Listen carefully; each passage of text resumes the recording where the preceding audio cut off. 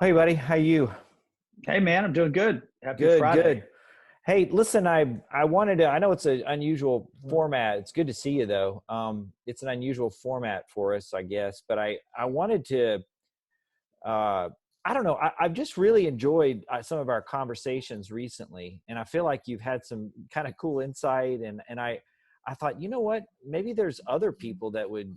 I know it's kind of weird to have someone like voyeuristically land in on our conversation, but I wanted them to see that, to see some of the things we've been chatting about and all that other kind of stuff as we've been kind of moving through this. But the first thing I was thinking about was that story you told me some years ago when you were, I guess you were down in Florida doing some work, and they interviewed some people. What was going on then, and what was the background of that story? Yeah, that was back in 2004. I deployed down to Hurricane Charlie as part of disaster medical team and Right. for FEMA, and it was crazy. It was wild times down there because the hurricane had come through, and I think it was AP Press had interviewed me on basically the cycles that the community was going to go through Right. over the next day, week, and it was cool because being able to see a lot of trees down, no one has electricity, everyone's helping everyone. Next thing you know, hey, why are your leaves in my yard? And there was anger and despair. And then the Right. next thing you know, people don't have medications. But we saw phases of we're all in this together. And before you knew it, the community had galvanized around a common purpose. So it was amazing to see those cycles. And um, we've had enough natural disasters in the United States of America, not a lot of pandemics, but we can see chapter by chapter how things go. While this is unique and novel in a lot of ways, we've only had this 3 or 4 times. We've had hundreds of hurricanes. It's really interesting to do the compare and contrast. Yeah. Yeah. So what if you had to say these are the things that I think were similar to that, as far as that cycle that we go through and that people go through psychologically, and what would you say was similar to your Florida experience? You know, that's a great question, actually. Similar in that people are in this circumstance are being told to stay home and self isolate. In a hurricane circumstance, Right. it's almost forced upon them. But there's not a lot they can go do. A lot of their natural activities aren't there, and so what you end up having is a family that becomes very insular, a family that becomes interdependent, and that those things can be extremely beautiful in so many ways, but they also can be extremely stressful. And because we don't have to do that a lot, we aren't prepared. And when we aren't prepared, there's stress. And when there's stress, that brings out the worst in people. But if we're aware of that stress, and much like people are when they go through cycles of hurricanes, if they live on the coast, they understand it's going to be hot. They Yeah. understand they're going to get bored. I think this is such a novel circumstance right now that there aren't a lot of comparisons, but the bottom line is families are having to spend more time with more time with their family together, doing less activities, and that can be extremely stressful. But given the right circumstance and guidance, it can be a beautiful thing too. Yeah. Yeah. Well, I wanted to tell you, I've been trying to hold off telling you the story because I thought it was kind of interesting. But a friend of mine was he'd done some ordering out, and as you know, I'm just living here on the fort on Leavenworth, so Fort Leavenworth. So he had gone off and gotten some takeout and gotten it and was bringing it back. And he recalled a story from when he was deployed to Iraq, wherein, and I don't know whether this was probably pre-surge, maybe in Iraq, but he had gone out and his commander was with him, and they had the streets were kind of empty at that time, and they had gone to a restaurant, and the guy had cleared out the restaurant. And then they got some food, and then they came back in, and it was kind of a good memory for him, in a way, from his combat experience and stuff like that. But he said when he got back to post with the food, it kind of brought back a lot of hard images, and I just thought that was fascinating because I think a lot of us in the military, are now postured in a way that we were postured when we were deployed, and Hmm. yet we're just coming back. We're here at the house with the family, and anyway, I just thought it was a fascinating story that he told me. The Yeah, it's crazy that you say that, because today it kind of hit me that, look, I mean, obviously, our healthcare workers are on the front lines of having to take care of people, and that is hard enough. But then to not be able to come home and not be able to share physical proximity, to come Right. home and realize that they have to strip in their garage, and when what they really need is a hug and closeness, but the distance that is created by having to come home and be near your family but not be able to hold them, versus deployed, you're not near, it's understandable you can't hold them. And I can't believe you're bringing that up, because I was just thinking about that today on Right. this male healthcare provider who was just torn up by not being able to hug his kid, being right there. The Mm. torment versus when we're deployed, obviously we can't hug our family. Affection is shown through social media or through letters or through emails, but yeah, I can't imagine the torment that people go through, knowing my husband, wife, father, dad, mother is on the other side of that wall and is giving up affection from a physical form to provide affection and care for the people that are ill. It's overwhelming when you really think about that. And I think about how the heck are we going to be able to really show them the respect, love, appreciation, gratefulness that they need and deserve, because it's overwhelming. It's unreal. Yeah.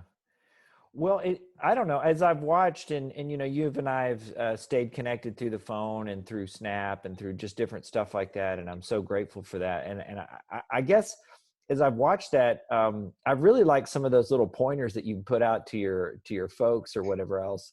And because it seems like, and I understand you've got good days and bad days there at the house, but it sounds like there's been, I don't know. There's been some good progress as far as gluing your own family together and stuff like that. I mean, like if you had to, I don't know, maybe nobody likes the highlight reel all the time, but I mean, if you had to highlight some of those wave top moments that have been the best, that where you've been able to say, look, this is psychologically, spiritually very hard.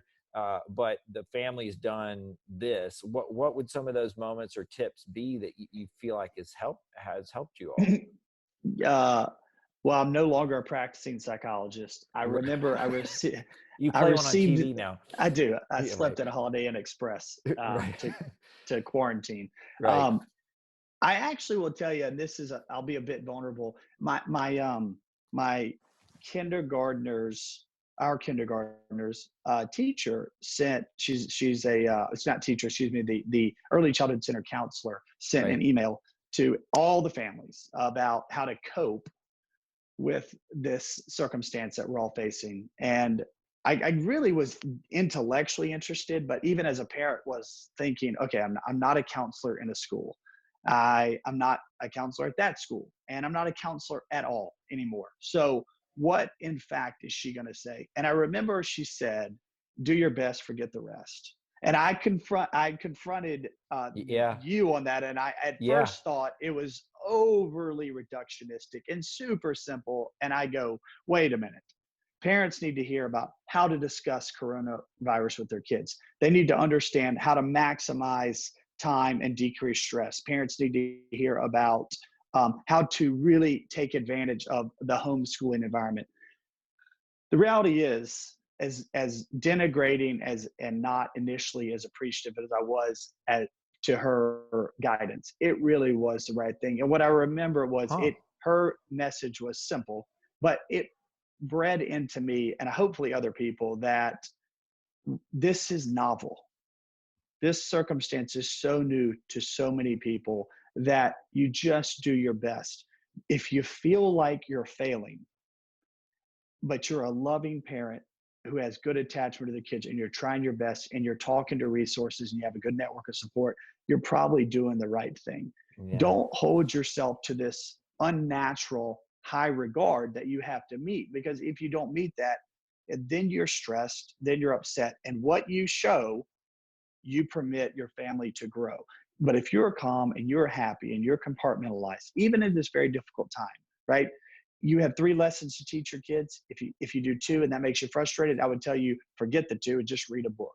Right now, attachment and security and safety is super important for people. And if you have that foundation, then you can build the academic rigor on that. But I think I've seen more people ask me more questions about, hey, this homeschooling thing is very difficult, Right. extremely Yeah, yeah, difficult. yeah. Oh, And so yeah. I really think that if people can just take a breath and realize they don't do it, have to do it all. What they do positive. That will be the best thing. Yeah. But it's interesting you say that because we some friends down the road are Catholic. My family is Catholic. My in-laws are Catholic, and them not being able to go to church, Right. they're literally asking me to ask you kind of how to handle it. And I Yeah. said, well, you should call him. But it's funny when I say call them, they almost blush. It's like I don't want to tell this Catholic priest I'm not going to church, even though I've been told not to go. And Right. so Yeah, yeah. I've told them, I said, what more do you need, to feel okay about this? But I couldn't help them. It was very interesting. Like, and I almost threw my hands up because it was a little overwhelming to me because the Sure. amount of guilt and hesitance and kind of this intrapunitive nature about not being able to receive the Holy Sacrament. And I couldn't help them with. So what would you tell me to tell them? Yeah. No, thanks. Because we've talked about this a little bit, but I don't know. I kind of come back to that image that you just gave of the worker, like the nurse or the orderly or the doctor who can't really hug their kids, because so much I think of the Christian life is that proximity to community. And for some denominations, like my own, as a Catholic priest, the reception of the sacrament, which has a kind of physicality to it, and Mm-hmm. now we're shifted where that God is obviously going to be working outside the bounds that we normally put him sometimes in our little boxes that we create, and but there has been a powerful truth that in times of difficulty, in times of persecution, early on in the church, and in times of plagues that the church has gone through, that that we've somehow been able to, even though we've been absent maybe from some of the connection that we needed to have with the sacraments, that we've been able to go kind of internally and nurture in a way that that private kind of internal relationship with God. And we kind of look to the maybe some of the monks, the desert fathers, and sometimes people scratch their head and like, what in the world are they doing out there in their caves, and all this stuff. But when you read their writings, they were developing this kind of lively friendship with Almighty God. And nurturing it in the way that they could as they were sort of separated from the world in that sense. And so I would just look to some of the early Christian mothers and fathers of the church that we know of who spent time kind of in isolation, developing and nurturing through silence an ability to kind of hear more clearly the Holy Spirit's voice in their hearts. And so I would say that, and then specifically for my as a priest for my Catholic folks out there, I mean, I just a continued reassurance that that the church understands the situation, the church is participating, because it's that combination between faith and reason. So reason dictates that we continue to follow all that is going on as far as the medical guidance and support that, and really move into that particular piece. But then also uh, uh, recognize that our faith can be nurtured in these other ways. And so to reassure, especially the Catholics, that not receiving the sacraments, not going to confession, not receiving, our Lord and Holy Eucharist, that that God understands this is a moment. And much like the advice, I guess, as we double back around to the counselor from your kiddo's school, that that that we're doing our best as we are right now. And then the final thing I would remind people, I love St. Augustine on this, because Augustine said, look, you were born into a particular time. You were born into a particular context, and that is the context, in one sense, that God is using to nurture you and to bring you to faith. And so to not forget, I don't know, I just seem to act, and I know sometimes probably you do too. It's almost as if I wonder, like, did God really forget about this? Did he realize that the Corona thing was going to get that bad? And so we just kind of scratch our heads, and then we realize the kind of things that we're asking are just ridiculous. So, I would reassure All right. them. But can I push back a little bit there? Yeah, no, please. Just as long as you don't ask me some complex, question about the Trinitarian nature of God, we're good. This is a calculus issue my son's going through. No. So the reality is, I saw this video today from a friend of mine who is an astute, educated fitness buff, right? He goes to the gym every day.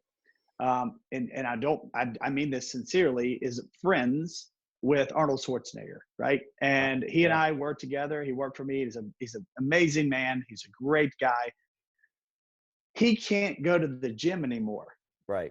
So, but he's well versed in fitness. He knows what to do. He knows how to use his body weight. He knows how to use his house. He is a guy who's adapting to working out from home. As frustrating as that is, he is extremely versatile. So I hear you when you want me to tell my family, who has been going to Catholic church for 40 years, how to adapt. But what about the person who just started going to the gym, has been going to the gym for 6 months, church for 6 months, and now you're like, oh, worship from home? It's not that easy. Yeah. So, because they're new, they're not versatile, they don't know how to use their body. What would you tell that person? Wow. Well, buddy, I guess, I mean, I would squirm around. I would scratch my head. I would point to all the degrees and it's not a degree, letters say, behind your name. Yeah, my letters behind my name. And then just realize that, for such a time as this, I was born. I am having to deal with that exact issue because I've got a number of folks that were interested in entering the church. I got a number of kiddos that were preparing for First Holy Communion, and I'm sure on the Protestant side of things, there is just a number of people who, for the first time, are interested in the faith. And I would, as quickly as I could, begin to say, all right, well, look, here's the trajectory that we come from as Christians, and get people spun up on. So the guy he's well versed on all of these ways of exercising, right? Because he's been doing it for all these years, and that makes sense. But we're now in a context where we need to then get people exercising muscles they've never exercised before, right? And we need to instruct them as best we can. I don't think there's a formulaic thing to say, well, you're fine, you don't have to show your long division work. No, but I think we need to nurture them along, and just I ask a gift of God that maybe the process that took that guy that worked out with Arnold Schwarzenegger 40 years to develop, and he's well versed in all these things, that gets shrunk down in these times, and we're really focusing on some of the very basic moves. And I mean, you remember what it was like when you came out for basketball, and you had that one annoying coach that just for a week just made you just dribble. I mean, you're like, what are you doing? I just want to shoot the ball, So maybe we go back to those basics, I also think that the sense of I asked you many months ago about when you're absent for a reason. The the one thing that you can build on is longing. You said when you miss something, you talked to me about when you miss it. The one thing you can build on is Yeah. longing. What? Well, I can't remember exactly what you said, but that really stuck with me. On that gentleman is going to miss the gym, and that longing. If he can translate that into motivation, he's going to stay healthy. Help me Yeah. understand that a little more. Well, first of all, I'm just telling you, I don't like the idea that a psychologist is like out illustrating the priest. I mean, I just want to just take that straight off the bat. My goodness. But you're right. That is exactly like, first of all, like for some Christians, they're in the season of Lent right now. Right. Mm, And so in Lent, you give up certain things. Why? So that there is a longing that comes forward. Right. Those people that are fasting, right now. And look, my parishioners know that I'm not Holy Joe or anything, but it's Friday and I haven't eaten anything today yet. You know what I'm saying? So, and really it's to make up for past sins. But the problem is so after we just finish chatting, I'm gonna go and I'm going to eat, right? Because I'm kind of longing for there's a hunger, but mhm, that's spiritually read.